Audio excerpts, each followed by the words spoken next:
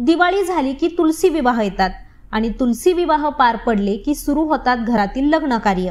या वर्षी 23 नोव्हेंबर पासूनच लग्नाचा सीझन सुरू झालाय आणि तो 15 डिसेंबर 2023 पर्यंतचा असणार आहे। त्यामुळे या दिवसात जवळपास 38 लाखांहून अधिक लग्न होण्याचा अंदाज व्यक्त करण्यात आलाय आणि याबद्दलची सविस्तर माहिती ही एबीपी माझा या वृत्तवाहिनीने दिलेली आहे।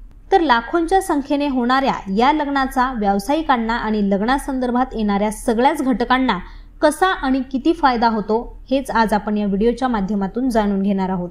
लग्नसराई म्हटलं की सोन्याला आणि कपड्याला मोठ्या प्रमाणात मागणी असते, तर भारत हा जगातील दुसऱ्या क्रमांकाचा सोन्याचा ग्राहक असलेला देश आहे। त्यामुळे देशात सोन्याची वार्षिक मागणी ही सुमारे 800 टन इतकी आहे आणि यातील निम्म्याहून अधिक खरेदी ही लग्नासाठीच केली जाते।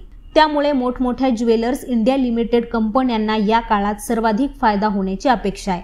याशिवाय लग्नामध्ये येणारे महत्त्वाचे घटक जसे की catering, function hall, makeup, furniture, भांडी, इलेक्ट्रॉनिक्स वस्तू अशा अनेक गोष्टींचा व्यवसाय करणाऱ्या व्यावसायिकांचा व्यवसाय हा 4.74 लाख कोटी रुपयांच्या घरात जाण्याची अपेक्षा व्यक्त केली जाते। गेल्या वर्षी म्हणजेच नोव्हेंबर-डिसेंबर 2022च्या लग्नाच्या सीझन मध्ये देशभरात 32 लाखांहून अधिक लग्न झाले होते। तेव्हा या काळात सुमारे 3.75 लाख कोटी रुपयांचा व्यवसाय झाला होता।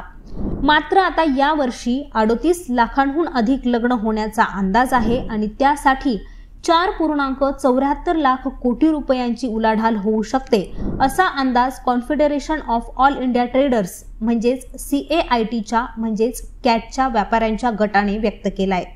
आता महत्त्वाची बाब म्हणजे कॅटचे सरचिटणीस प्रवीण खंडेलवाल यांनी दिलेल्या माहितीनुसार या लग्नाच्या मोसमात एकट्या राजधानी दिल्लीत 4 लाखांहून अधिक लग्न होणार आहेत। अशा परिस्थितीत एकट्या दिल्लीत एकूण 1.25 लाख कोटी रुपयांपेक्षा जास्त व्यवसाय अपेक्षित आहे आणि यासोबतच गेल्या वर्षीच्या तुलनेत यंदाच्या लग्नसराईत 1 लाख कोटींचा अधिकचा व्यवसाय अपेक्षित असल्याचंही कॅट कडून सांगण्यात आले। तर ही माहिती तुम्हाला कशी वाटली याबद्दल तुमचं असणारं मत हे आम्हाला कॉमेंट करून सांगायला विसरू नका।